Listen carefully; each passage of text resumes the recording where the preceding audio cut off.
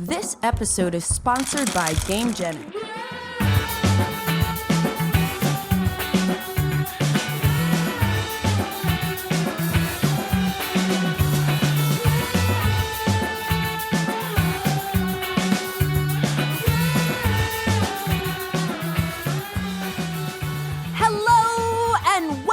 To episode 41 of the Board Game Geek podcast, where we geek out about board games, the mechanisms behind them, and the people who create them. I'm your host, Candace Harris, and I'm super excited to be here today with Suzanne Sheldon from the Salt and Sass Games Twitch, YouTube channel, and podcast. How's everything going with you today, Suze? It's amazing because I'm here recording with you. I have to say, I was pretty tickled when I got invited to be part of the podcast. One, because I think you're amazing and I love Board Game Geek and I think the podcast is great and you have an amazing lineup of guests. And two, my co-host on Salt and Sass was already on it and just, a little like, wait a minute.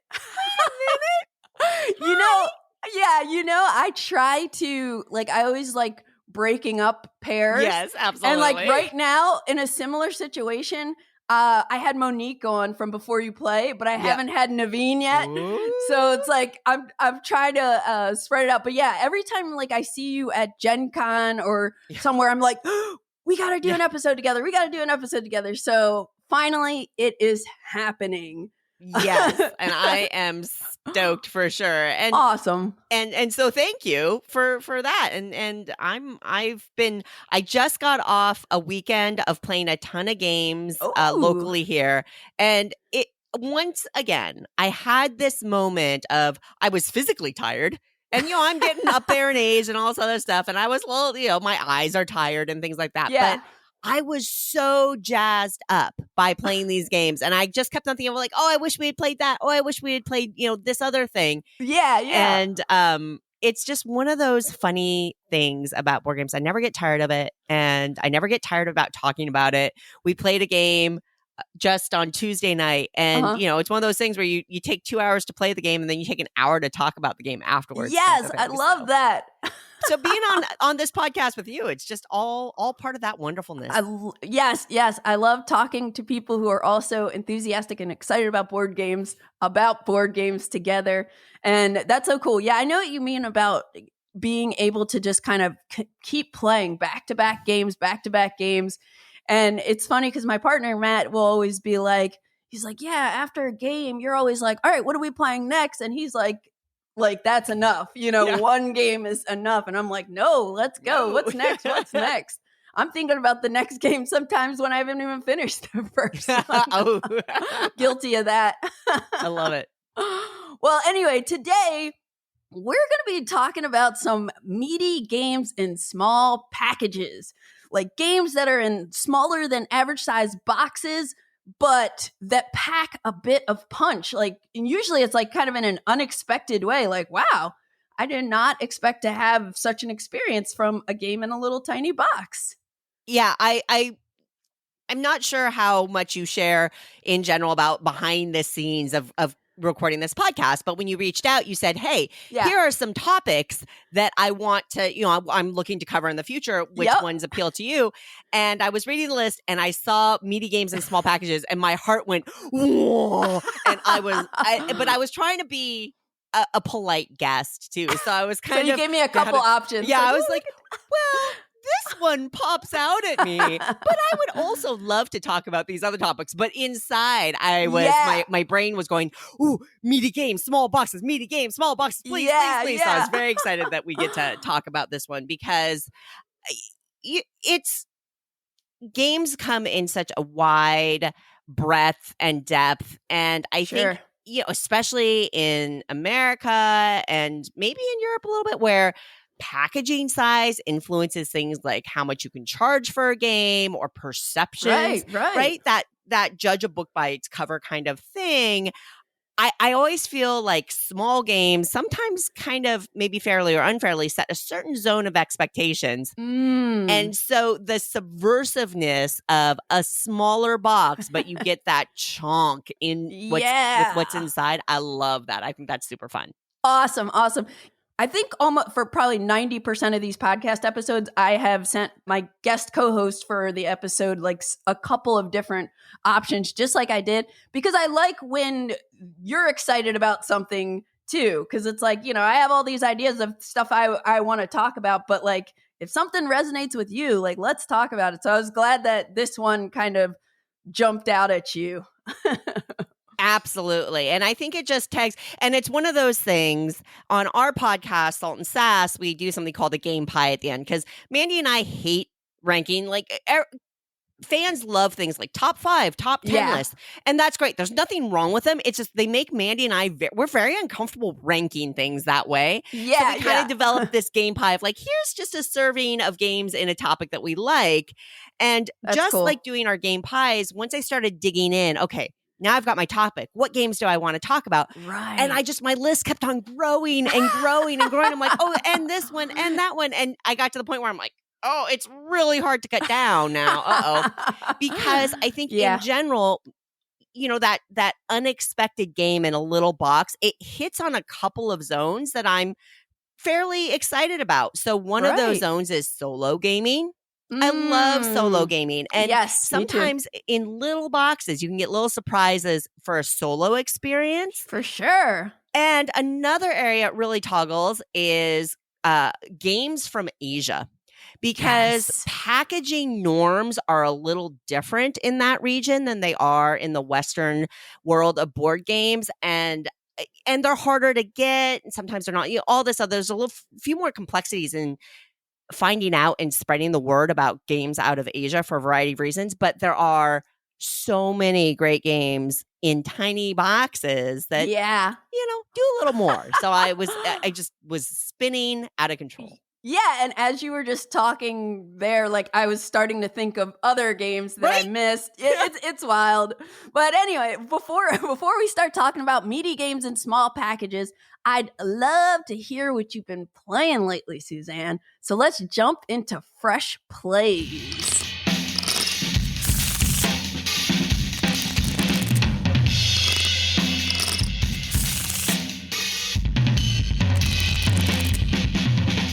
All right. Well, I just got a surprise review copy, which is always delightful, especially when it's a game I'm excited about. It just showed up, and I know that sounds like really privileged, and it is. And that is Tangram City. I am a huge polyomino tile laying game fan in general, and I'd seen a brief post about Tangram City pop up in my social media feed, and I was like, oh. And I actually wasn't expecting to get a review copy at all, but here it is. This is being published this year, 2024. And hey, Candace, it's designed by Uwe Rosenberg. Ooh, hey-o. Nice. Yeah, right? Oh, that guy. It is published by Korea Board Games, and I think in North America, it's being handled by Capstone Games. Okay. And it plays 1 to 5, which, as mentioned just a second ago, I love solo gaming too. Yes. So got this to the table. And I mean, it is quick and easy to pick up and teach. Every player, you got this whole box of all these different tangrams. And how do those vary? Well, now you've got triangles involved in these tiles. So you get this wild diversity of tile shapes, right? So you punch out all these tile shapes. There's a little deck of cards and you get your own player board. So in some ways, it's a little bit of bingo-y. But we'll talk about that in a second. So you're going to get all these tiles that are in a huge variety of shapes. And there's 2 sides to each tile. One has kind of a parks and greenery feel. And then one side has more of a city and a building feel to it, right? So there's darker side and greener side and that kind of thing.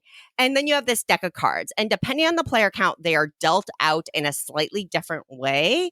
And what this ultimately impacts is everybody will have access to play every card, but the order in which you get to access them is impacted by how they're dealt out. And then the cards are associated with a specific shape because everybody gets their own set of tiles and everybody gets the identical set of tiles. So that's where it's kind of bingo-y a little bit, right? Gotcha. Right? So the card flips over, you have a card in your hand and you just find that tile and you place it on your board, go around, then you have access to the next person's players. There's cards in the center, that kind of thing. Again, it's just look at the tile, look at the card, find the tile, put it on your board. Got it. At the end of every round, you are going to do a little bit of scoring. And ultimately, the first set of scoring you're going to do is, when all is said and done, what is the complete rectangle that you've managed to create? And you score that. So without any gaps. And again, you've got triangles. You've got halvesy squares in here. Neat. So you're going to count, I managed to go 4 across and 3 down. Cool, that's 12 points. But then there's this other weird thing with balance. So you have green and those black sides, right? Right. So you're going to count how many squares of green you have and how many squares of black you have. At the end of the game, that's the quote unquote balance. The closer your green count and your black count is together, the higher end game points you will get for that. Ooh, that's cool. Yeah, so it adds like a little bit extra. You get bonus points if you manage to completely fill in your grid. I have not managed to do that. But, that score exists. And it's so quick and easy to teach, and it plays really quickly. But that puzzle and figuring out these tiles, and there is some give and take about what side am I going to use? Well, and again, if you're flipping tiles, it changes the orientation of the tile a little bit. So maybe I really want it to be the green tile, but I got to flip it to make it fit the space. The shape that I need, yeah. Exactly. Neat. It works so great. I've only played it a couple of times so far. I can't wait to dig into it more, but it is an instant pop for me. I just love these types of games, and awesome. Tangram City is a really hit. Now, have you seen this yet, Candace? The name sounds familiar, but I can't even picture it. I think it's pretty new. Yeah. I'll have to check it out. I'm typically not super in love with tile placement. Yep. Believe it or not. Like, no, that, totally fair. That has, and I'm trying to think, of like which tile placement game I love or something. But yeah, that's never been something that kind of puzzle that I thrive on. And I think it's because I'm not good at it too. I definitely have a friend in one of my game groups that is not spatially oriented, and they don't enjoy playing these types of games simply because it just doesn't click with them. But I love that idea of having these triangles and trying to balance the dark and light side of the tiles for scoring. It's like a double layered puzzle there. I mean, it's Uwe Rosenberg, of course. Even for a fairly straightforward game, he had to throw a little twist in. Very cool. And so that's coming out later this year, you said? Yep, that's coming out more publicly soon, and I believe this is just a preview copy. And check it out. It's Tangram City. Cool. Very cool. Well, I was playing recently. First of all, Suze, I have been on a big Dune kick. Oh, I've been listening. Yeah, I heard all about your uprising. Absolutely. I am like on between I've seen the movie, the new Dune Part 2, 3. I saw it 3 times in the theater. Wait a minute. Last episode of the podcast, you'd only seen it twice. Yeah. You saw it again. I saw it again. And I'm good for now. But I still, when I see it come up on available for streaming on TV, I'm tempted to just buy it. And I don't know, I can't get enough of it. I restarted reading Dune because at some point before the first new movie came out, I think I read about 120 pages and then I just kind of fell off. But now I'm back into it. And I'm loving reading it now with all of the extra details that are in the book that are not captured in the movie. So it's all clicking in different ways. And yeah. So anyway, whenever it was available on Kickstarter, I backed Dune War for Arrakis. And for me, I was okay, I love Dune. And also I love War of the Ring. And 2 of the designers, Marco Maggi and Francesco Nipitello, designed War of the Ring. So I'm getting 2/3 of that design team. So anyway, this shipped to backers, I believe I got my copy at the end of February 2024 this year. And this is published by Simon, plays with 1 to 4 players. And in this game, it is an asymmetrical battle. This is more or less a war game for the planet Arrakis. I think it's designed primarily as a 2-player game, but you can play it there's a mode where you can play it with 3 or 4, which I'm curious to try, but I'm assuming it's always going to shine best with 2 because one person is going to play House Harkonnen, the other person's going to play House Atreides. That was me in my game. My friend Jake was House Harkonnen. He loves the Sardaukar. And I always make him be like the quote unquote bad guys in whatever like kind of war game I play with him. Noted. But the Harkonnen player's goal is to get 10 supremacy points. And the main way that they do that is by harvesting spice. Very thematic. The other way is if they take over my Atreides sieges. So I have these different sieges that are on the board that have tokens with a rank underneath. And the rank is either going to be 1, 2, or 3. And so if the Harkonnen player takes over a siege that's rank 3, they get 3 supremacy points. But they don't know the rank of these because the tokens are face down under these minis. And then my goal as the Atreides player is to achieve a secret objective. So they have these different secret objective cards, and I have a prescience track. You like how I say I'm just associating myself with the Yes, Atreides absolutely. all the time. I picked up on that. So there's a prescience track for the Atreides player, and there are 3 markers, like one that represents Paul realizing that he's, going to be the Kwisatz Haderach. There's one that's like related to them being allies with the Fremen, the desert people. And then the other one is related to like the holy war that's going to happen. So, there's these 3 tokens you're trying to push up. And, in my case, I think there are 10 different secret objective cards. Mine was that I needed the Kwisatz Haderach marker on step 9. I needed the Sand Dwellers on 6 and the Holy War on 4. Jake doesn't know this. My opponent doesn't know this. They just know they're just seeing me trying to bump these markers up. And so I love that off the bat that they, there's some intrigue. There's some, mystery. But what is she trying to do? He's wondering. Every single turn of this game, we both found to be like so tense. Like every move you make, it's just like, well, if I do that, they might do this. And man, it's so cool. So there's a big map with these different different types of terrain, mostly desert, as you'd imagine if you know Dune. And then you just basically play through a series of rounds until one of you wins. And at the beginning of each round, you'll reveal these 3 cards from this deck of prescience cards. These are goals for the Atreides player. So the Atreides player, ways for me to bump up those markers on the prescience track. Like some of them are end of round scoring. Some of them are goals that I can complete during the round. And of course, they're public. Well, not of course, but they are public. And so, my opponent knows what I'm going for. Like maybe I'm, you can only score 2 of them each round, but it's public. And then you get these planning cards. These planning cards are great. They add even more spice to the game because you can play them to break rules, to bring in different leaders and everything. And the main system also, I guess just big picture, this is a CMON game. So we have minis. We have tons of minis.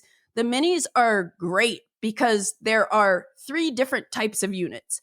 There are regular units, and they all have a little circular base. There are elite units with a square base.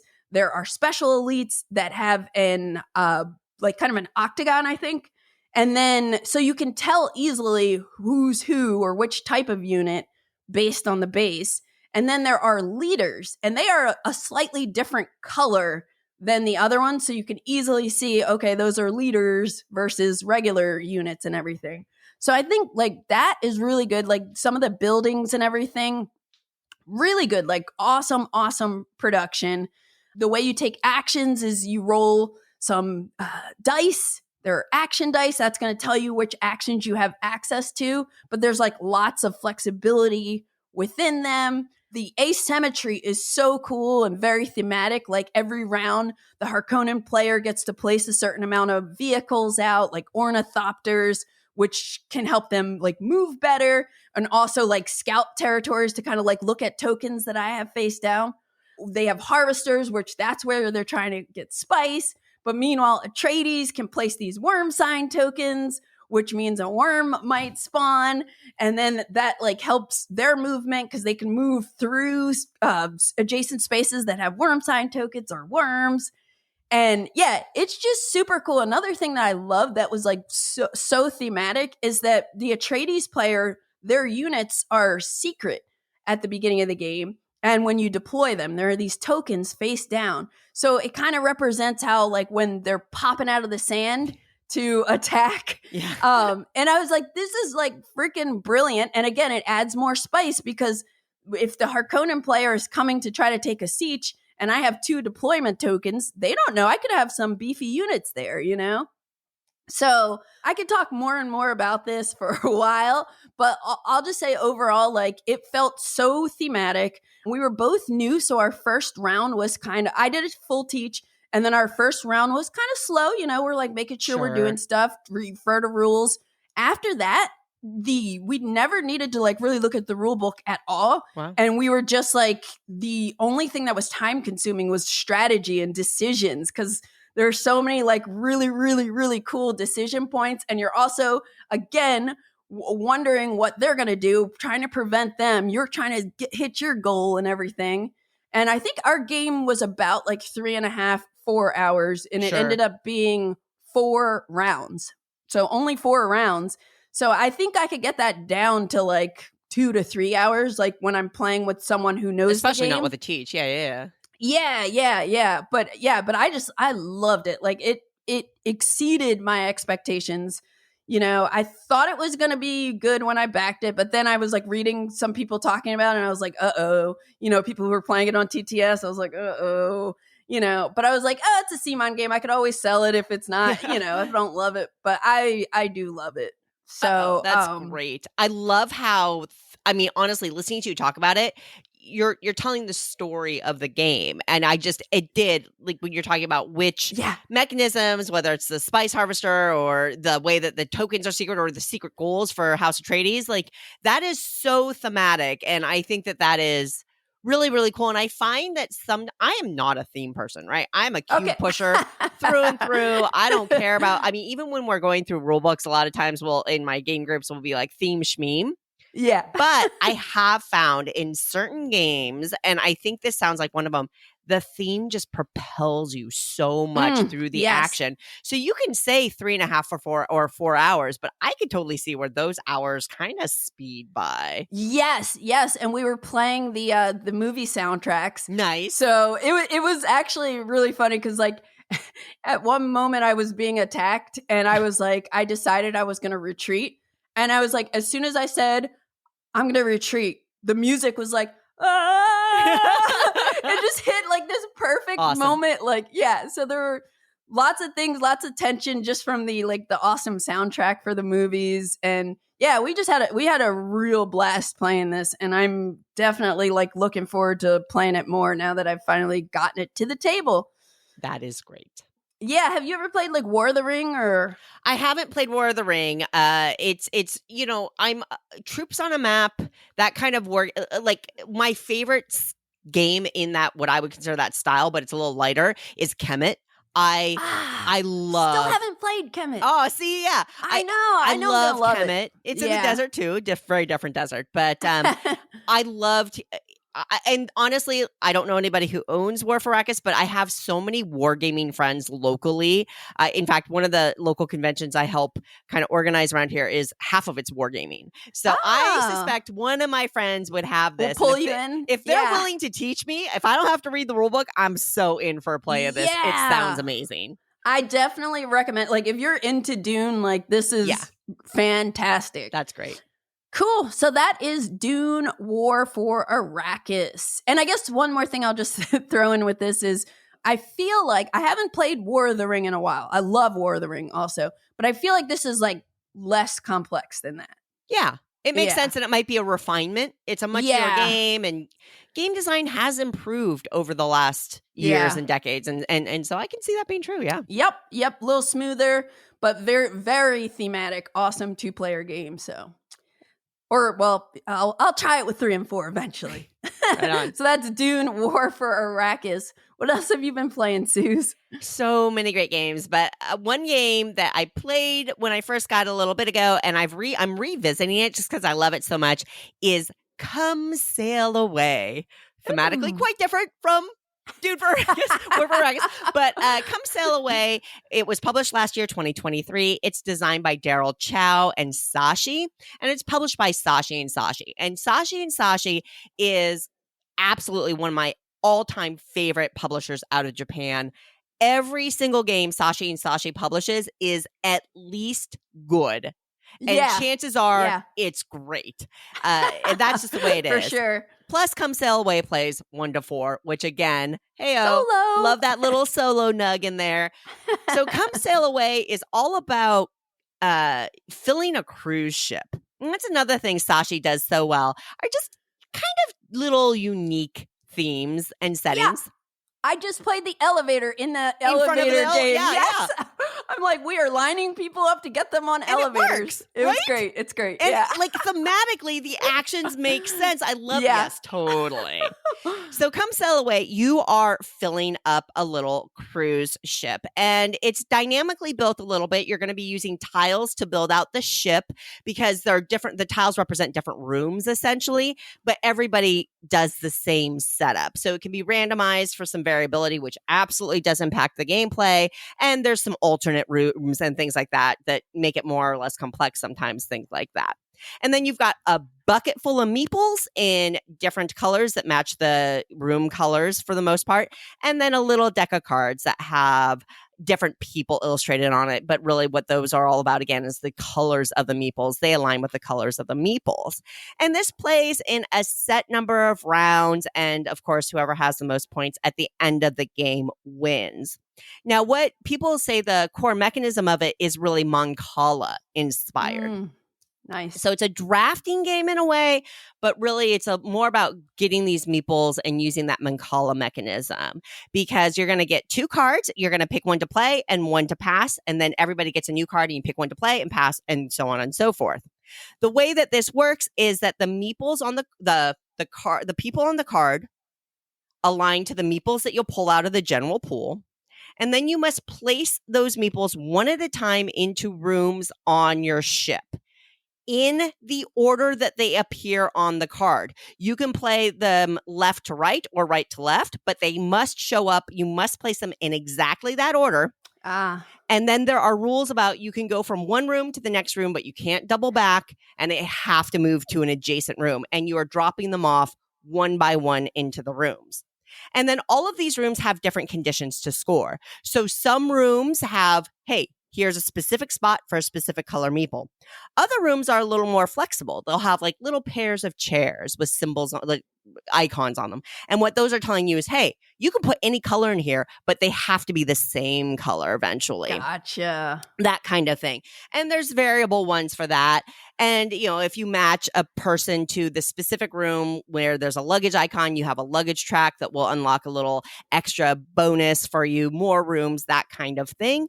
So it's just pick a card, pick your meeples, drop them off in order, try to fill up as efficiently and wonderfully as you can. If you put a person in the wrong color room, they go to, we call it the naughty bellboy, which is not what it is.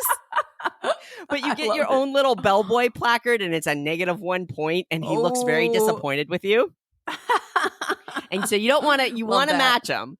And it is relatively quick to play and it is rules light, but it is so darn fun. It's cool. Just fun. It feels a little puzzly. It feels like you have a meaningful choice when you are drafting the card, but it's not overwhelming, right? You're just picking between 2 cards. That's all you're doing. Yeah. And I find that if you want kind of a nightcap game that's not too light, but not too heavy, that kind of thing. Sure. It's such a great game. It's delightful. It's adorable. It's super duper fun. It's another winner from Sashi and Daryl Chow. Daryl Chow also co-designed another game with Sashi about Remember Our Trip that's phenomenal. Oh, cool. Yeah, and so I've been pulling this out. I've taught it to a few people that hadn't played it before. They all love it. And it's just a real keeper. And you can get it. You can order it. Sashi did open up an online store directly that allows people in North America to order directly. So awesome. If you want to check it out, it's not in like distribution at game stores, but you can order it from them if you want to check it out. And I think maybe the Board Game Geek store might have copies too. We carry a lot of Sashi and Sashi games, so that is a good possibility. I'm not 100% sure though. Yeah, have you played this one, Candace? No, I haven't. But I'm like, as you're talking about it, I'm like, I really want to play it. I love like games, like you said, that are good for like a nightcap game that's like not too light, but like easy enough to break out, not going to break your brain, but has some like cool choices. I love games that use the Mancala mechanism. And also this theme is just, I love it. It's so adorable, right? I love it. Yeah. I hope you get to give it a whirl. It's definitely worth checking out. It's on my list now. Excellent. And that's cool. Come Sail Away. Come Sail Away. Awesome. Well, just last night, I played for only the second time ever, Heat Pedal to the Metal. And this copy was provided to me by the publisher because I'm going to be interviewing one of the designers next week for Cardboard Creations. Awesome. But this is a racing game that came out in 2022, designed by Asker Harding Granerud and Daniel Skold Peterson. Published by Days of Wonder, so you know the production is fire. And it plays with 1 to 6 players. Again, it's a racing game. So we are racing cars around different tracks. Like the base game comes with four different tracks you can race on. And everybody's going to have their own deck of cards. And you have your little player board, which I love the art on these player boards because it looks like the inside of a car. You know, there's a spot for your deck. In the middle is your engine where you have these heat cards. You're going to start with most often 6 heat cards in the center. And then there's a space for your discard pile. And starting with whoever's in the front of the race, they're going to be moving their car first. But one of the things I love about this game is the player board is so informative. Like things on the board, everything is so helpful. When I was teaching the game, I'm just like, just look at that. This iconography makes sense. You know, like everything makes sense. It's so clear. I really, really appreciate that. But the first thing that happens is players will simultaneously decide if they want to shift gears. So you have this little pawn that looks like a gear shifter, and you know there's first gear, second gear, third gear, fourth gear, and that's going to correspond to the amount of speed cards you're going to get to play. But then you're going to pick, like, let's say I shift to third gear, I'm going to get to play 3 cards this round. So I'm going to put those cards face down, and then once everybody's done that, you know, shifted your gear and played your cards face down, then in turn order, we reveal them and we move.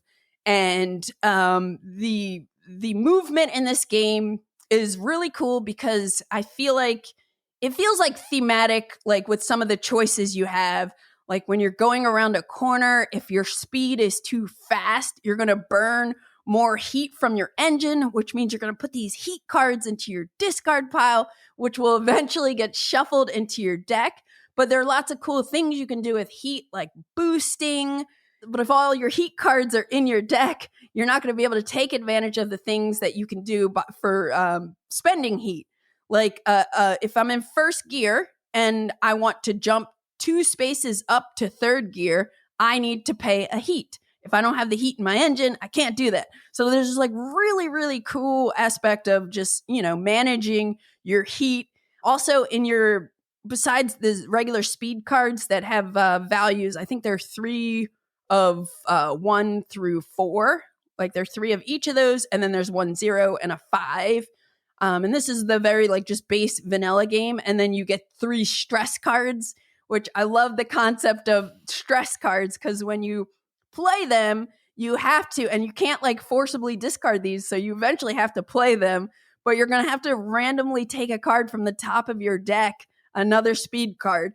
Sometimes you're like hoping for something, and like my friend was getting the first time he did it, he drew a 0. It was like, oh, like that sucks. But yeah, I like all of the choices you have in the game for moving your car, like holding on to like certain cards to try to like pace yourself, make sure you take those corners nice and slowly, but then try to cut ahead. It feels like there's a lot of like tension and like, you know, sometimes, oh, I'm really far behind, but I'm catching up. So it like kind of like feels like it's an exciting race. And it's just really funny too, because the first time I played this, I played an early copy of it, a couple months before it came out, and I played a 6-player game, and I remember being like, that's okay. It's okay. And then I like kind of like heard about all the modules, and I was like, oh, okay, it's probably going to be like more exciting to me with the modules, because you can kind of like customize your car, so you people have asymmetric decks of abilities in there, and you can add weather and all sorts of different modules. So I kind of like walked away from that first game feeling lukewarm on it. And then, you know, of course, it's a hot game, you know. A lot of people like love this game. And so I'm like happy to revisit it, because I discovered like I really like it. I really like it. So I don't know if it was the first game was like too slow with 6 players, or, you know, maybe I was hungry, who knows. But I really liked it, and I'm like kind of excited to explore more of the modules. And then I also have the Heavy Rain expansion here to try. So yeah, nice. so I'm pumped about that, and just trying, you know, messing with the weather. But have you played Heat, Suze? So I have played Heat. Okay. And I gotta admit, it's a pass for me. Now, what I will say is it's interesting to hear you say, oh, my first play was like fine. I remember it was all the hotness coming out of one of the conventions, and I thought, I gotta get Heat, right? And I was lucky to buy a copy when it was still in stock before it all sold out, right? And what I will say, and I think that they've actually adjusted it in the reprint, is I felt the rule book was rough, Candace. The rule book was really rough. And so our first play, we actually ended up playing something very, very wrong. And we had a lot of frustration. And really, like, the first game took like 3 hours. Oh, no. Right, which it should not take that long of a game. And then we were like, no, we want to like this game. We're going to give it another whirl. And unfortunately, in our next play, it just didn't fire off. Then we tried it with some of the modules, like with the weather, things like that. Ultimately, though, I don't know if we ever surmounted that first play experience frustration, because we started nitpicking every little thing. Yeah, and, I gotcha. And what I realized is people coming out of the conventions that we're talking about, they were taught the game. So, you know, if you're taught the game and everything, but you're not kind of going through the rule book that was a little convoluted, in my opinion, then my first play experience might have been very different.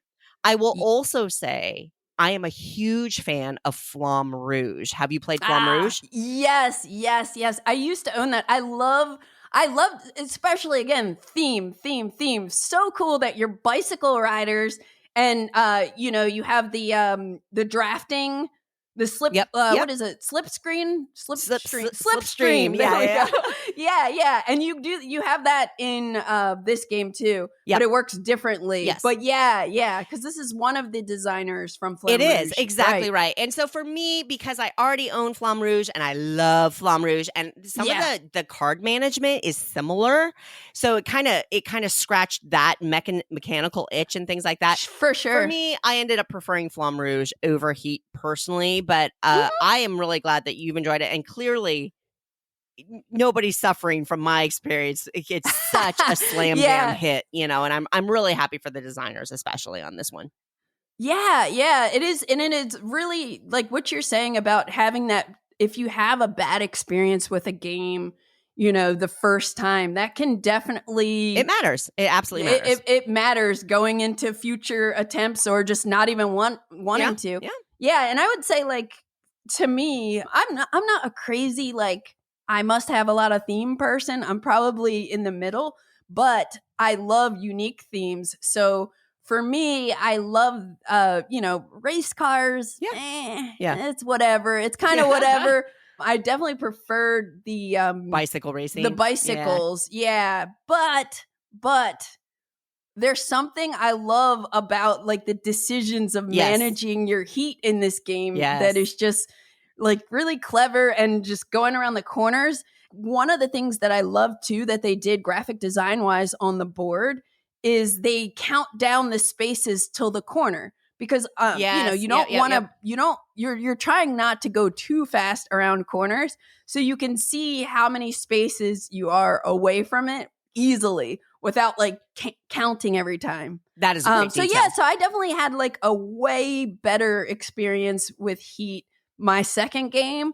But the first time I was like, I didn't get it. I was like, why is everybody so like hyped for this? I'm glad you stuck with it. I'm really glad you stuck with it. Yeah. So that is Heat Pedal to the Metal.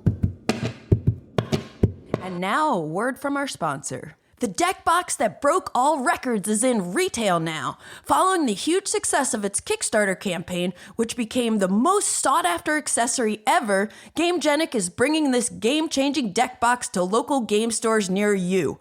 I'm talking about the Academic. The Academic 133 Plus XL is a multifunctional premium deck box in a unique design that stores cards, tokens, dice, other deck boxes, slide card cases, oversized cards, boosters, life counters, and so much more. The lineup includes 5 special color designs, plus a bigger version, the Academic 266 Plus XL. All members of the Academic family are perfectly suited for a wide range of players. They're perfect for Magic the Gathering, Pokemon, Flesh and Blood, Keyforge, and many other standard-sized card games. GameGenic is known for revolutionary products, and this is no exception. Don't miss out on this must-have addition to your gaming setup. Head over to your friendly local game store and start your own journey today. Cool. Well, shall we jump into our list of meaty games and small packages? Heck yes. And I don't know about you. So like when I originally thought about this topic, I feel like I had a lot of games in mind. And then when I first sat down to think, I was like, I don't know. And then of course I go over to the shelf, start looking around, and then I have a list that's so long and I'm like, oh, how do I even narrow? So I'll be very curious to see what games are on your list versus what games are on my list. Totally. Small is a very loose term. So I have different size. I actually wrote down the sizes of the boxes. Oh, snap. Okay. You took it a step further than I did. Just because I was kind of curious more so, to know, well, how many inches is that? Mm-hmm. But anyway, yeah, let's just get into it. I don't know. I know you said you don't like ranking things. I did. For you, Candace, I'll rank things. Is it ranked based on, is your list ranked based on which games you like the best or how much meat is compared to the small package? I didn't think about ranking it that way. I actually ranked it just by my favorites. Your favorites. Yeah. Okay, cool. I think I kind of did a little bit of a mixture, so we'll just see. We'll see. And in our little show notes doc here, you even say, and you just mentioned it, small is relative. Yep. Meaty is relative. And I think that sure is. For example, I was thinking about Arboretum. And Arboretum is I thought about Arboretum also. And it's a small card game, small box. It's mean and it's cutthroat. Yeah. And I think the experience you get out of Arboretum is completely different than if you just see, this cute little box with a little tree on it kind of thing. And ultimately I didn't put it on my list, but it kind of spun me into this, what is meaty? And I feel like it's very relative and it's, we'll justify it for each of our games, I am sure. You know what? Yes, totally. And it's funny you bring up Arboretum because I considered it because I love it. But Arboretum made me think of another episode topic, whereas other games, because you're right, when you look at Arboretum, you see these beautiful tree cards. You have no idea just from looking at the box and the cards what you're in for with that game. Yep. So I want to have like a whole think of other games like that, I love like, it. That'll be fun. like Root. Like people thought Root was just going to be this animals. little, yeah. Woodland warriors. Oh, no. Awesome. Well, let's jump to your number 5. All right. My number 5 meaty game in a small box. It's definitely a small box because it's the size of like a card game, like the Amigo style boxes. And it is Oh My Goods, also known as Royal Goods. Good pick. Thank you. This was published in 2015. It's designed by Alexander Pfister, published by Lookout Spiel, and it plays 2 to 4. Oh my gosh, Candace, when Royal Goods came out, oh, my heart went thump thump because I love worker placement. I love multi-use cards are so my jam. And here Chef's we kiss. go. You've got a little mini worker placement resource management game in a single deck of cards. Say what?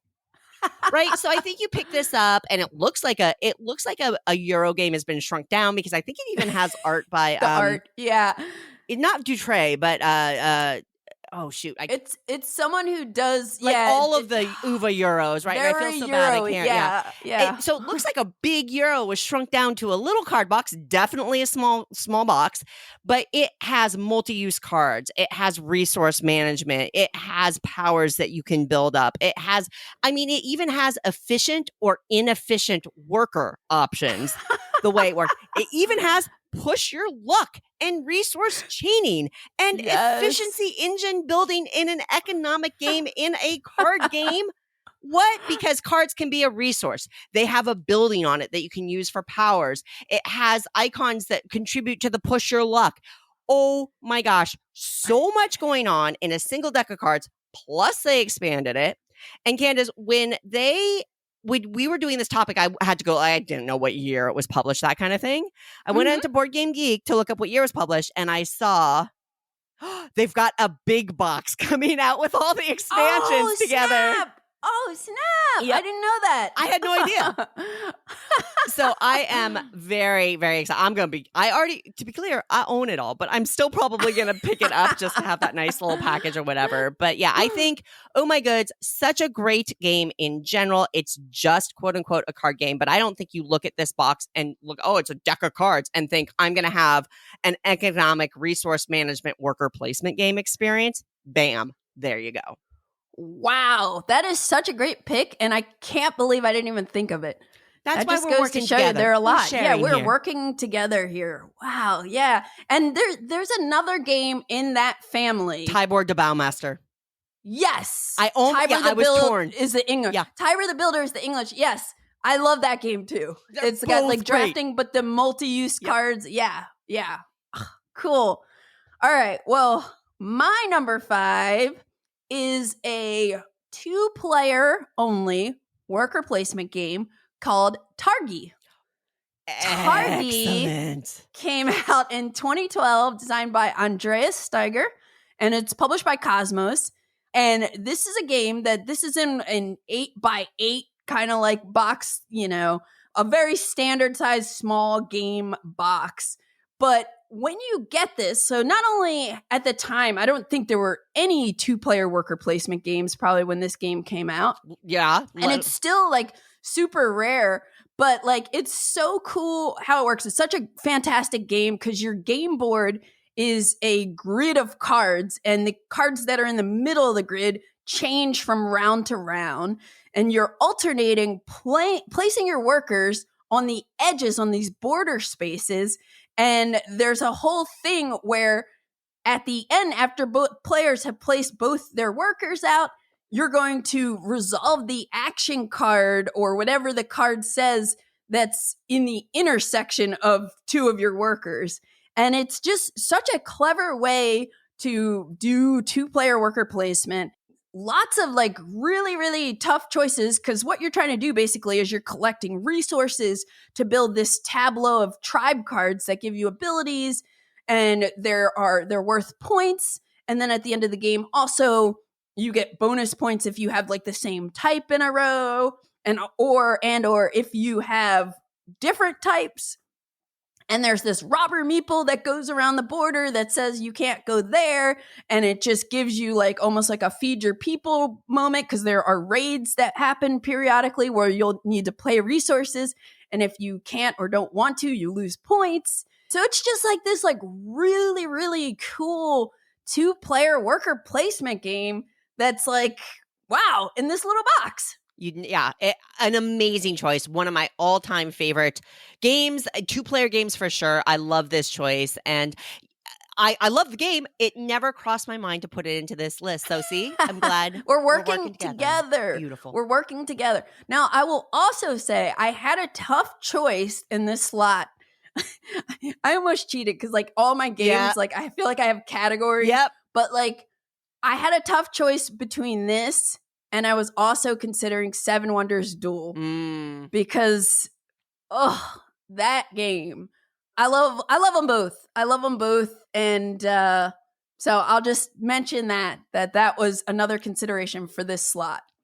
Same size box. Okay, if we're going to start cheating, I'm going to start cheating, Candace, because I can cheat. Let's cheat. Because I would have thought, I also thought about beer and bread. As soon as you said Targi, I thought about beer and bread. But anyway.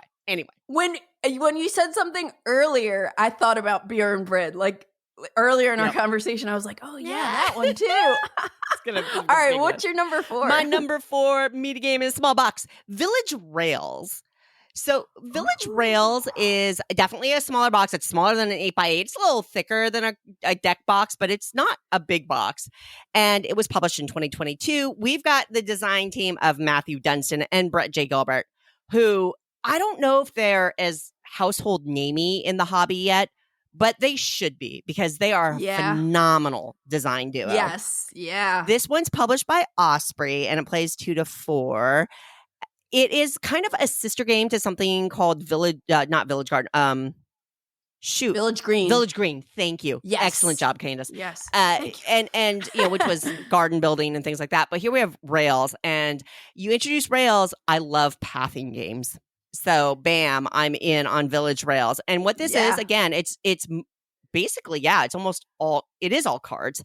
Cards, yeah. And you're going to, there's, and multi-use cards because they've got trips on the back and rails on the front. And basically you're building out a grid of cards.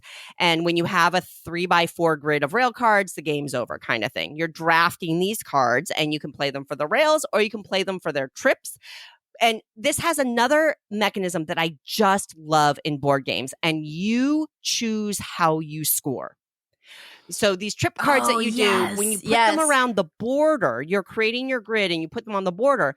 Where you put that card will determine how this rail that starts from this card, how it will score. So maybe you're scoring for a certain icon, or maybe you're scoring for a length, or maybe you're scoring for a terrain type, whatever.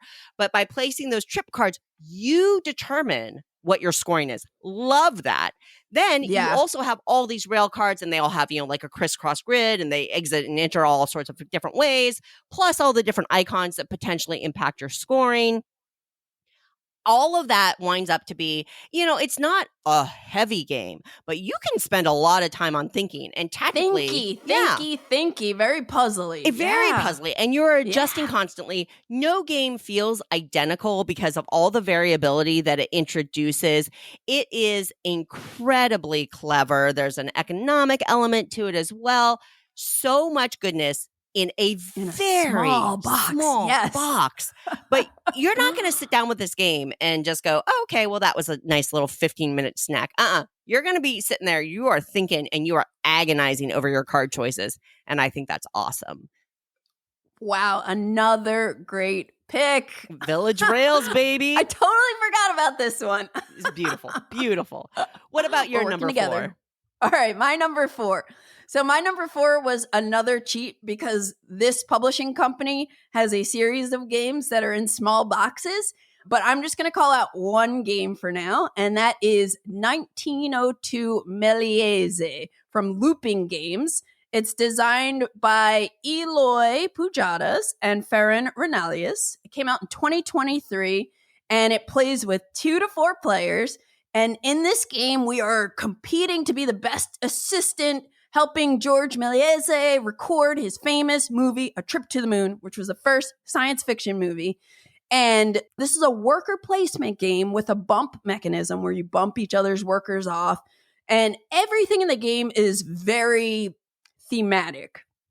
Like the actions you're going to be taking, you're going to be getting new scenes. And these scenes are these cards that look like, they're double-sided. So there's a black and white side, and they're numbered too, because you got to put these scenes in sequence as you're making your movie. You're getting materials together for special effects. You're preparing sets. You're dressing actors and getting them positioned right for the scene. These scene cards you're trying to match up to.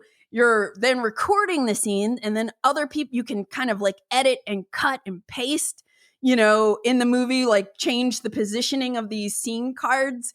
And when you put a scene out, you're going to put your little ticket stub, your player color ticket stub out there. And there, at the end of the game, there's like, depending on the size of the scene and the amount of your contributions to it, you get some points. Then you can also hand paint the scenes, color them, and then that's when you flip the card over. And Suze, I could paint one of your scenes, and if I paint one of yours, you can get a share from the producing company that's making the movie, which shares can be worth points at the end of the game as well. So it's just like this box is. Did I go over the box size yet? No. Yeah. It's around 7 inches by like 4.5 inches by 2. Yep. It's this like small rectangular box with this game that just did all that stuff that I was just telling you about. It's medium lighter weight, but the theme is so good. I've only played it once, and I wasn't like blown away, but like for what this game does, like with the cool theme in the size box that it is, and like all the detail that went into the like art and components and how well the theme ties to the mechanisms, it's like really, really cool. And yes, Looping Games has this like 1900 series. So I own 1998 ISS, still haven't played it. I demoed it like 2 years ago at Essen. And then 1987 Channel Tunnel. Like there's a whole bunch of games, and they're these small rectangular boxes that just like, it's cool. So you're nodding your head. Have you played this one? Oh yeah, I've played it, and I appreciate that you're like, I only played it once, and it didn't blow you away. I will say that you play it once and you figure out how all the pieces move together. There's that variable journal thing that gives you little powers that you can move up, that changes up the game from game to game. And what I found is in subsequent plays after your first one, after you just figure out the flow of the game, you start paying attention to little nuances, like how you want to like. Where do you want to target because of those tracks? And do you really want to use that track? Maybe it's not as beneficial to you as you thought it would. Or you're really looking at what other people are doing, and you start planning ahead a little bit more about what scenes are available for you to take. So I love that. Yeah, your first play is kind of a game flow feel. Yeah, but I think that once you get into it, there are a lot of nuances, little details that you start paying attention to that makes it a little more strategic and a little more... one level deeper, I think, once you get into it a little bit more. Awesome. Did you ever play any of the other ones? Oh, like yeah. 1998 One of them ISS? may be on my list. Okay. All right. Then we'll pause there. So that is 1902 Méliès. And like I said, like Looping Games just has a bunch of great games. Maybe we'll hear about another one soon. Maybe. But not quite yet, because my number 3 game, Candace, I'm a big, big fan of the roll and write style game.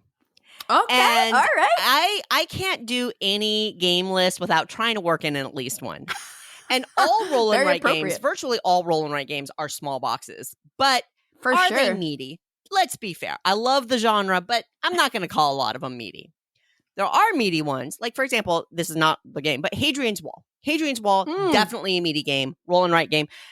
Box is too big for this list, Candace. It's like bigger than an You're A8. right. Too big? It's too big for this list. Yep. I gotta go smaller. But there is a smaller box. It's actually the largest box on my list. It's because it's one of those like 8x8 size boxes. And this is Demeter. Demeter is a roll and write style game. It's a flip and write. It's card driven. It was published in 2020. It's designed by Mathieu Verdier, and it is published by, sorry, we are French, Je regrette, Je suis français. It's Beautiful. Its player count is 1 to 6. I have and it is phenomenal. So Demeter takes place in this sci-fi world that We Are French has built up with a few of their games, and you're in space, but you've discovered a planet with dinosaurs. It's space dinos. Wow. Yeah. Awesome. Love it. And so it's all about researching this planet and researching the dinosaurs and things like that. So you have this sheet and cards are going to get flipped over, and the cards are associated with actions that you can take in different areas. And then there are, spots that you can fill in accordingly. There are tech tree elements. There are dinosaur species that you can discover. There are researchers that you're going to increment up to learn more to amplify your points. And Candace, remember what I said earlier about determining your own score? Demeter has an element. There are tracks that, depending on which ones you decide to increment, it will activate different elements of the sheet for scoring at the end of the game. Cool. I don't think I've ever heard of this game. Roll and writes are just an area that I dive into pretty heavily. So Demeter is absolutely not this is not Yahtzee. And nothing wrong with Yahtzee. I love Yahtzee. But it definitely has some meat. You're not going to play this in under 40 minutes. And decisions feel meaningful. It's fun. You're doing dinosaurs. The way the cards work means you're mixing it up turn to turn. I love this game. It is a very solid, meaty roll and write game in a relatively small box. I advocate there's a sequel to it, Varuna, that makes it even harder and meaner, which, But I'm a big fan of Demeter. And hey, if somebody listening, if this helps somebody like maybe even you, Candace, discover this really cool roll and write game, I'm happy. Okay, so full disclosure, I have never been a huge roll and write fanatic. Sure. And I did an episode in February with Antoine Balza, and he picked roll and writes because he loves them. And that kind of spawned, sparked my curiosity to play some more and figure out which ones might I really kind of resonate with me. So I did eventually, and I also had family coming to town, and I was like, this will be a good time to experiment with these games. Yeah. Because a lot of them are lighter, but of course I like heavy games, Yes, so exactly. I'm always looking for what is, I'm looking for player interaction, some complexity. And so this sounds really cool. I wrote it down. Good. I'm going to have to check this one out. I hope you do. For sure. And I was actually thinking in this vein, Fleet the Dice game was on my initial long list, and the Raja's Dice Charmers. That's I love that one too. I love that game. I really enjoyed that. I was this really distills that board game down to a roll and write. And it was, I really enjoyed that. So who knows, in a year, I might be I love roll and writes. And it's okay, Candace, if you don't. But I bet there are at least a few roll and writes out there that you'll enjoy. Yeah, I'm going to check out Demeter. Yeah. Wow, that sounds cool. Yeah. Okay. All right. The next one on my list is a game I've talked about on this podcast once or twice before. And it is the smallest game on my list because it is a button chai wallet game. So it is literally a wallet-sized game made of, a deck of 18 cards. And it is called Battlecrest. Oh, yes. Yeah. Battlecrest is a 2022 release designed by Dustin Dobson and Milan Zikovic. And again, it's published by Button Shy Games, who specialize in these wallet-sized games. This one is a 2-player card-based tactical skirmish game, but with expansions and extra packs, you can play, there's a solo mode expansion, and then you can also play, there's a way you can play with 1 to 4 players. This game has no randomness, perfect information, and it's very reminiscent of something like Summoner Wars, where you're going to have cards that you're asymmetric heroes. Hello, asymmetric heroes. Love that. There are so many different heroes because now there are lots of expansions. So, and all these heroes have their own play style, but you're going to be moving your hero around a map of cards. And again, this is like what it reminds me of Summoner Wars, because you're kind of like moving cards around a board, but there's no board. And the cards for your map are randomly set. So there's like some variability with where they're positioned every time you play. There's a new base game of Battlecrest. It's called Metrone. Oh. That just came out. Yeah, and it has new map cards, new heroes. Yeah. But like, I just love how clever this game is with how it uses cards. Like, you know, you have action cards. Each hero has their own action cards. When you use an action, you like exhaust it.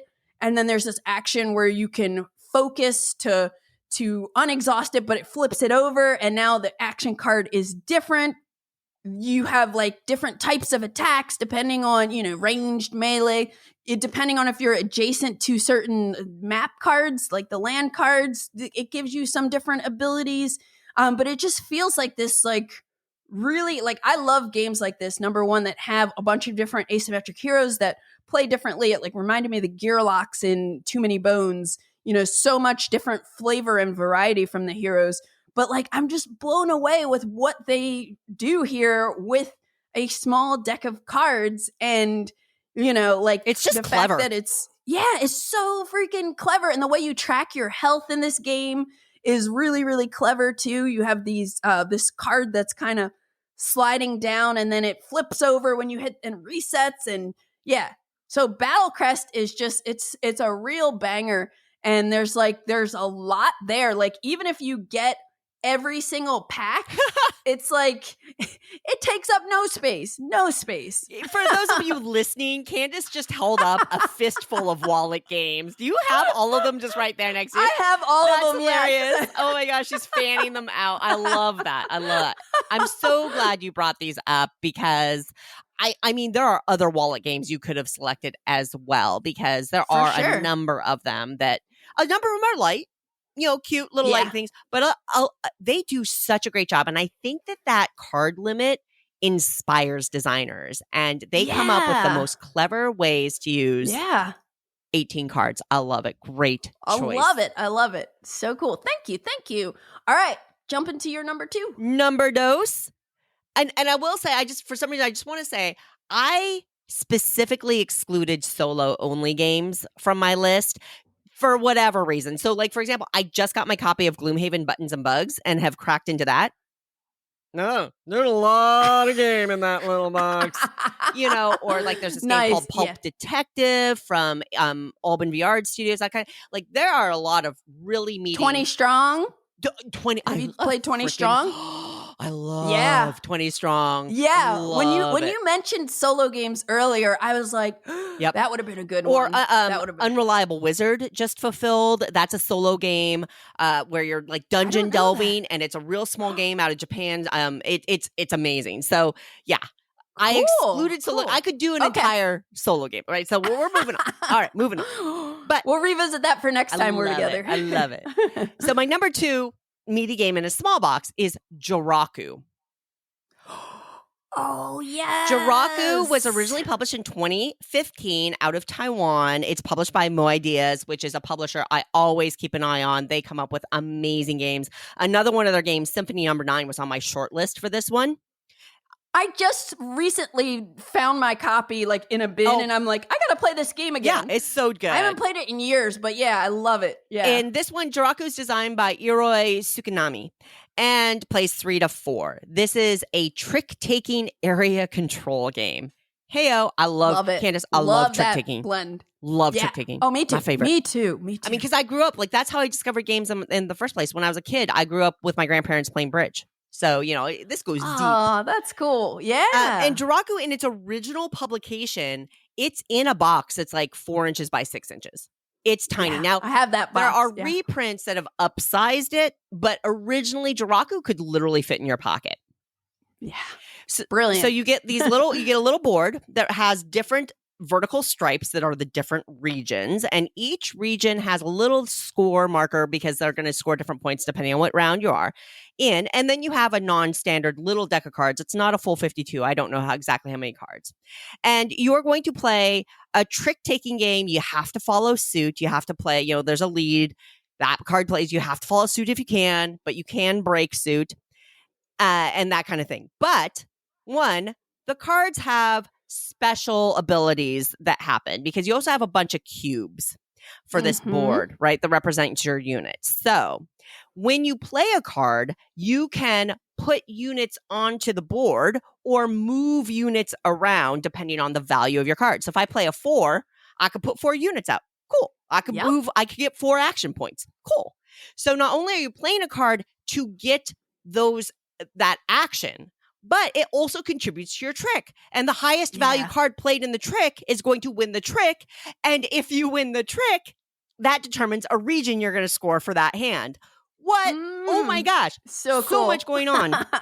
Plus, then at the end of the first round, you're going to score all of the regions. And they score differently depending on what round you're in, which is why you want to be moving these people around, or you want to plan ahead. Hey, I want to be over here because the leftmost region, round 1, 0 points, baby. Round 3, 15 points. Ooh, you right? Spicy. How are you prioritizing? How are you playing? Right. When you play the trick, am I playing to win the trick because I know I've got power in this region? Or am I playing lower because I actually don't want to win? I want to move things, like whatever. There's so much going on, and in a pocket-sized box. It's amazing. Joraku is it'd be a phenomenal game in a big box. It's extra special in that teeny tiny because box. it can fit in that tiny box. And it's a decade old now. It's almost. It's 2015 publication. It stands up. Not enough people have discovered Joraku. More people need to play it because it is that special. It's a phenomenal game. So Joraku, baby. Yes. And you're nodding along. Great pick. Oh yeah, it is such a banger. And I love area majority scoring. Yeah. And I love trick taking. So I'm like, and the fact that the box is so small. It's like, it is a fantastic game. Not enough people do talk about it. But yeah. Love it. Oh, I love it too. Great pick. Thank you. Oh, there's so many of these games out there, And here we are at number 1. I am so excited to hear what your number 1 is, Candace, because you're I'm on my number 2. You're on your number 2. I'm number 2. I'm behind you. God, I'm behind you. Oh. Well, I'm so excited for your number 1 when it comes.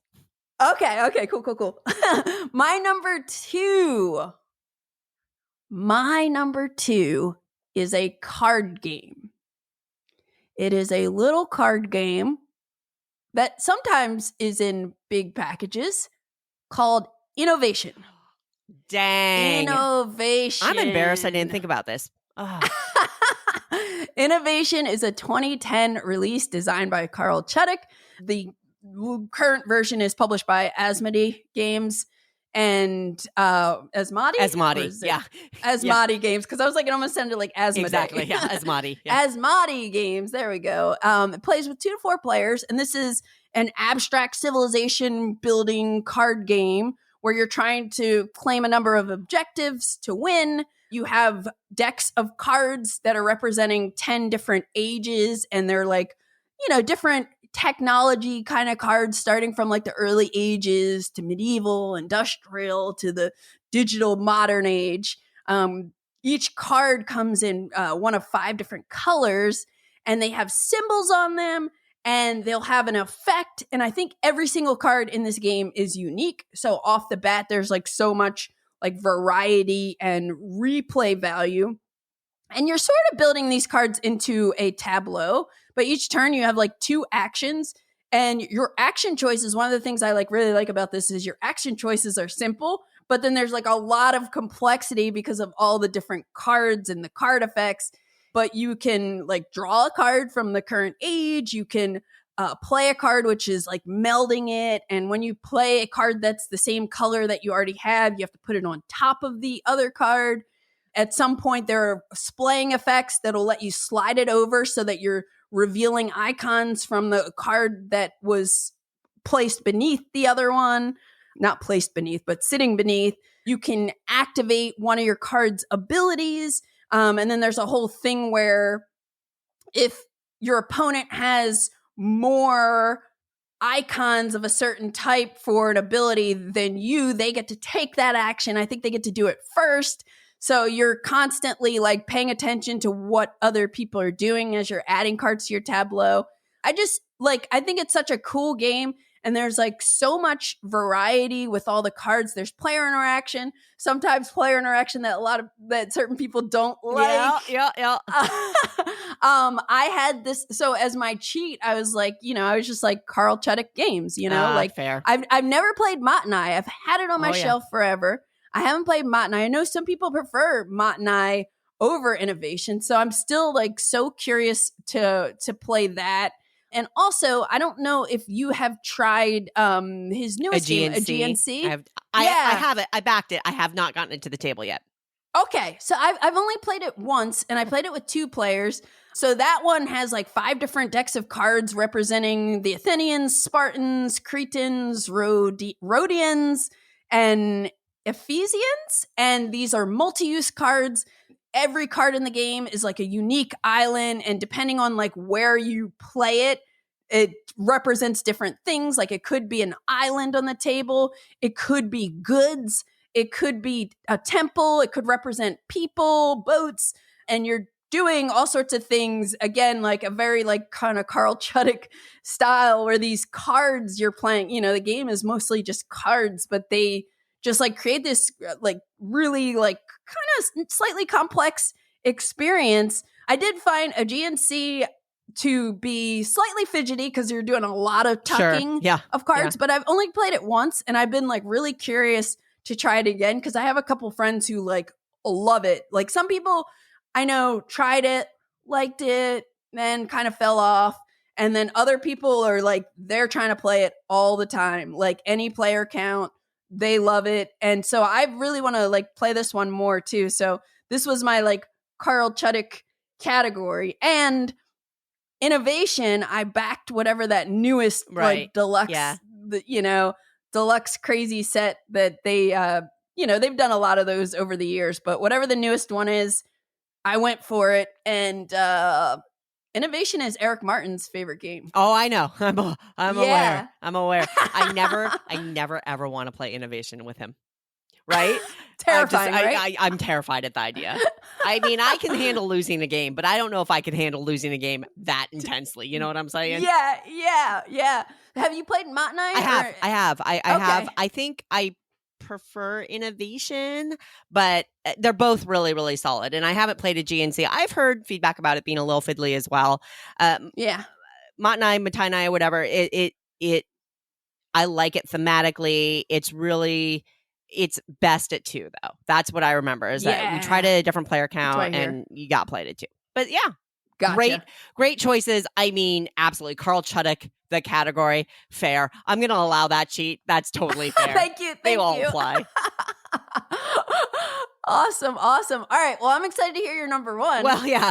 You kind of dove into it. I have a hint. Yeah, you have a hint. And that's totally fine because you were so spot on. And I'm so glad you picked 1902. Foreshadowing, right? I picked 1987 Channel Tunnel. Yes. Can I tell you real quick why I'm excited that you picked this one? Sure. Because I bought this game like in 2019. And I think that was my first time going to S. And I bought this game, never played it, sold it. Oh. And then when I was buying 1902, I think I rebought it. Because I'm like, I was reading about it. I learned it at some point. I still haven't played it. So I'm excited that you're going to tell me why I need to play it soon. Well, and I mean, I'm really glad you picked this one up because this is 1902 I really enjoy as well. I think the entire 19XX series is a banger.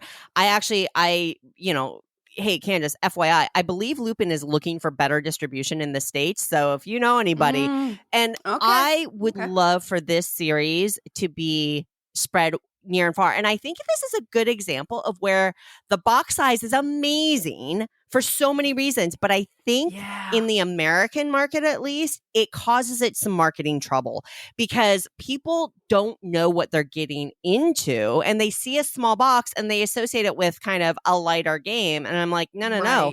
These are euros in a small box. And so cool. One thing I love about, I think the 19XX series in general is they aim to be very historical and very thematic. And I have played all of them except ISS, the newest 1998 ISS is the only one I haven't played. I like them all. I love many of them. But I do find they are all very thematic. And I love that in the rule books, they drop these little historical facts. So like in 1902, Méliès, one of the little facts I loved was the colorizing element. You're colorizing these film segments. Thematic, mechanically cool for points and for, share cards. But there's this little note in the rule book. 21 women hand painted every single frame of the film using special, alkaline inks, that kind of thing to make it happen. That's wild. I love those little tidbits. And I love how that ported into a mechanism. Cool. Anyway. Yeah. All that to say, you made a good choice, Candace. The whole 19XX series is excellent. We both did. 1987, Channel Tunnel is about building the channel. It was published in 2019. The designers are Isra and Shay. And if those names don't pop out to you, they are the designers of Red Cathedral, which is a game that's really gotten a lot of attention. So solid design cred there and published. Another relatively small box. Yes. Good point. Good point. This is a 2-player only worker placement game. And you play opposite sides. One player plays France, one player plays England, and you are working together to push towards the center to dig the channel. Back in the day, for those of you old enough to remember, this was a big, big deal. There are a lot of elements to it that you're toggling. It has, thematic, multi-use cards. If you hear repeating, I love those multi-use cards, right? Ding, ding. Yeah, exactly. Where, they have actions on them that you can add on to. They have resources on them. They have flags for some set collection, potentially, all that other stuff. Plus, you have the worker placement spots. You have a little tech tree that you're managing. There's a little push your luck in it as well. Oh my gosh, right? Already so much going on. It is mostly cards. There's a little like cardboard placard for your player board, that kind of thing. And then there's discs, wooden discs that are your quote unquote workers. And here is the star of this game. It's this worker placement mechanism. You have a variety of workers in a variety of colors. You don't own a player color in this game. So you're going to randomly pull out a set of workers at the beginning of the game and stack them by color. So maybe I'll have 2 blue and 3 white and 4 orange or whatever. And then you use that stack of discs as your quote unquote worker. So you put that out and you take the action, whatever you want to do, however you're going to use the multi-use cards, claim it, take it, use it, store it, shove it, whatever, right? And then, cool. So you've done that turn. Now the next person goes back and forth and back and forth. Well, then you run out of workers, or do you? Because the bump mechanism that you were talking about in 1902, something similar here, but I would argue better, because you can take over a spot as long as your stack of workers is taller. I love it. So if Candace puts 2 blue workers out on a spot, I'm like, oh, I want it, but I have 3 orange workers. Cool. I'm going to come in with 3 orange workers, and I get to take those 2 blue workers into my collection to add. So if I have 2 blue workers too, I'm adding those new 2 blue workers. So now I have a 4-disc stack blue for a power stack, right? Which adds a completely different element to the worker placement, a completely different way of thinking about worker placement and timing actions, the way you're assessing what your opponent has, what you know they're going to play, when are they going to play it, how are you going to reclaim those, that kind of thing. Oh my gosh, totally unique, incredibly clever. I'm so much glad I bought fun. This again. Yeah, it's real good. I may be wrong, but I find one of the things I love about 2-player only games is that restriction allows game designers to really focus their game design. And that's what I find here. Like, who knows how this would have worked as a 4-player game? It probably wouldn't have. Right. But because it's got that tight 2-player thing, thematically, it totally works. One player is playing France, one is playing Britain. You're pushing through, you're digging up rubble for points. All of this is very thematic. Another really weird thematic thing they pulled in is deviation. I guess that in real life, like the tunnel diggers, they had millimeters of latitude to go off course. Otherwise, their tunnels would not have matched up correctly for safety and all this other stuff. So there's even a deviation mechanism in this game. You have to keep your tunnel on track. It is cool, Candace. I'm so excited about playing this. I'm going to break this one out like really soon. Yeah. This sounds like awesome. I have a question.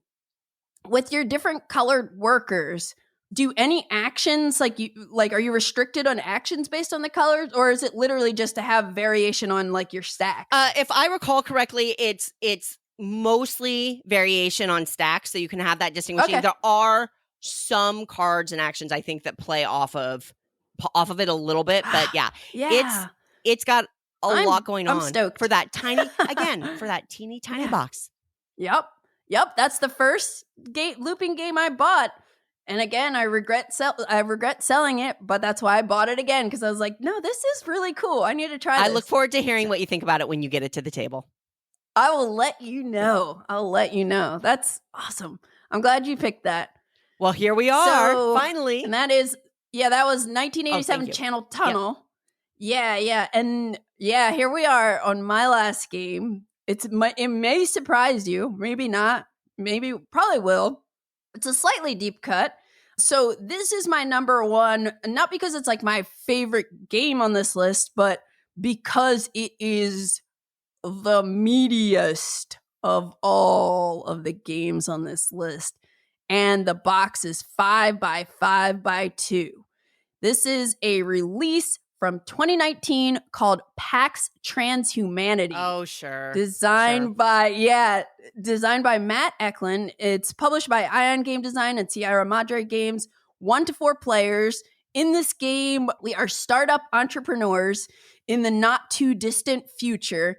And instead of like a lot of games that portray, the future as like we destroyed the planet or there's a zombie apocalypse, like in this game, it assumes that humanity's doing okay. We're doing okay, and so we're going to be trying to make a living by like offering new ideas and visions and taking different technologies and everything. So off the bat, this is different from a lot of PAX games because it's not historically based. It's futuristic. Also, like PAX games are famous for having a card market. A lot of the time, the card market is 2 rows. In this case, you have 4 columns. So the card market works completely differently, and each column represents a different sphere. So there's like first world, developing world, the cloud, and outer space. And the market, again, unlike other PAX games, doesn't refill automatically. You have to take like an actual action, the research action, to like fill in cards. But these cards in this game have you play them horizontally, and on the right and left end there's a little border that's a color. I think most of them are like one color on the left side, a different color on the right side. And a big element of the game is there's this human progress splay. So here I go with another game where you're splaying cards. And in this game, you splay it such that you see the color end of the card. And the different colors represent different like disciplines. So when you have like a pair of colors that are the same, certain things happen. Or if you just have a pair, a certain combination of colors touching in this splay, the players are gradually kind of building out. Different things happen in the game. Like certain ideas in the market become viable and you can actually start like creating them. And then on top of that, one of the ways the game ends is you have these like 6 different regimes, but only one of them is active at a time. So it represents globalization, there's transbiology, group dynamics, computing, assembly, and paradigm shift.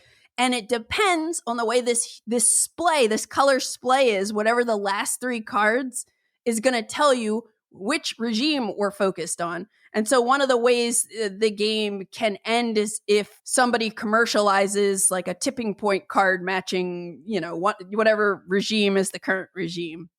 Each player has their own like little player board, this like finance board. And you have like on your player board, you have 3 sections of cubes that you're going to be like shifting up, down, middle, and it's representing your capital, your wealth, and your debt. So in the game, you don't ever have any like real money, but it's representing the flow of money. And, you're doing all sorts of stuff, syndicating ideas in the market to gain special abilities, commercializing previously syndicated ideas to start up companies or solve problems, hiring employees, importing ideas, like moving them from one sphere to another. Sometimes you're dealing with outraged activists. And again, you're like researching to repopulate cards. There's a lot going on with this game, and it's like mostly card driven. The game can end in 4 different ways, which is another thing that like keeps you on your toes, because depending on how the game ends, you score differently. So, one of the ways you could just, if you establish your 5th company, you win automatically. Other ways are like, again, I talked about the regime scoring. That's commercializing a certain idea. Then there's like, if there's certain, like if there are 5 adjacent cards of the same discipline in that human progress display, it ends and you score points a certain way. So there's like lots of things to kind of keep you on your toes. It's very complex. It's very thematic though, in like kind of like an abstract way. Mm-hmm. And, I the last time I played this, I won the game with a score of 2 points. I have no idea. I don't remember how it ended. This game is really unique. And it packs a lot of punch in this little tiny box, Absolutely. Yeah. Yeah, I don't know if you've ever ventured to try this one or have seen it. I've played others in like that family from Sierra Madre, series, yeah.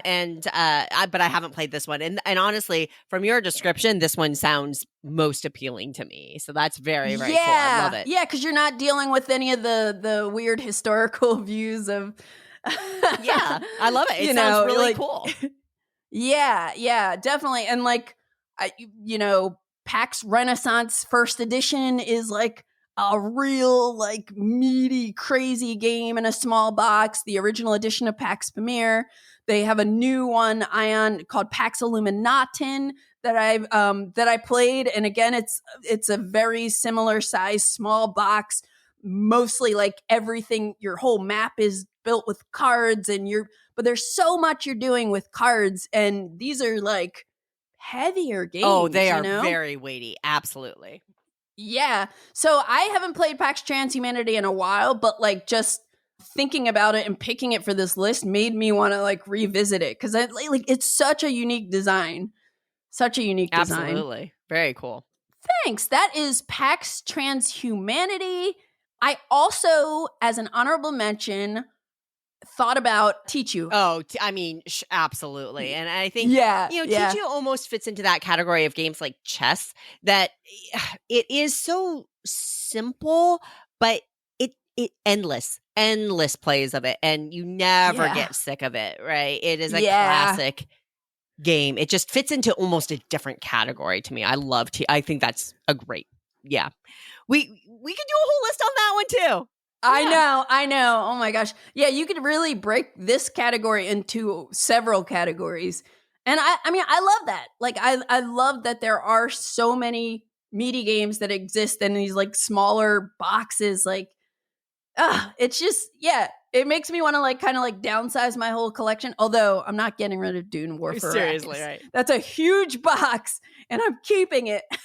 But I'll offset it with some of these smaller games. Yeah, hopefully people who are listening have found out about at least one game that they haven't checked out before, and hopefully this does remind people to go ahead and scan those smaller boxes and maybe suspend some of your expectations sometimes about what kind of game fits into a box of a certain size. Sure. Because there are just this list alone. And you and I were already talking about how many games we could have included. There are many very rich, and there's nothing wrong with a light, quick, snappy little game. I love those too.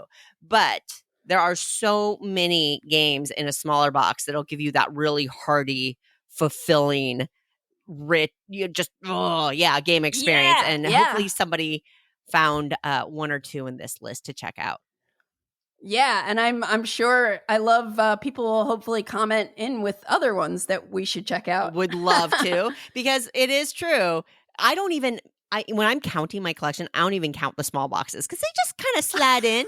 They fill in the gaps, right? So, when I'm judging myself on what I'm buying, I don't judge myself as harshly on small boxes. So I could add a few more. Awesome, Suzanne. Well, thank you so much for joining me today. I'm glad we finally could make this happen. Great topic. I really love talking to you about it. Love hearing your picks. And I'm so excited to play 1987 Channel Tunnel. And also Demeter. Yeah. That sounded super cool. I hope you get to check it out. Yeah. And hopefully, I will catch you at some point IRL. Oh, I'm sure. What conventions are you planning on being at this year? Gen Con and Essen. I will see you at Gen Con. Awesome. Looking forward to bumping into you. Excellent. You've been listening to the Board Game Geek podcast, produced and edited by Candace Harris. Special thanks to Matt Fonda for editing and mixing our music. Be sure to visit us on the web at BoardGameGeek.com. You can also find us on YouTube, Twitter, Blue Sky, Instagram, Facebook, TikTok, and Twitch under Board Game Geek.